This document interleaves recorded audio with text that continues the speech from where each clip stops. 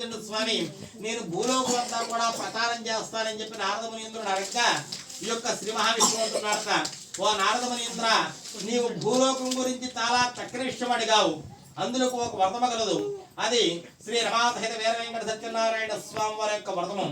ఆ వ్రతాన్ని ఎవరైతే భక్తితో శ్రద్ధతో చేస్తారో వారందరికీ అంత్యలోకమున స్వర్గలోక ప్రాప్తి పొందుతారనగానే అప్పుడు ఈ యొక్క నారద మునీంద్రుడు అంటున్నాడట, అయితే ఆ వ్రతాన్ని ఎప్పుడు చేయాలి, ఎలా తీయాలి, ఆ పూజించడానికి కావాల్సిన సామాగ్రి ఏమిటి, ఇదంతా కూడా సవిస్తరముగా తెలపమని కోరాడట.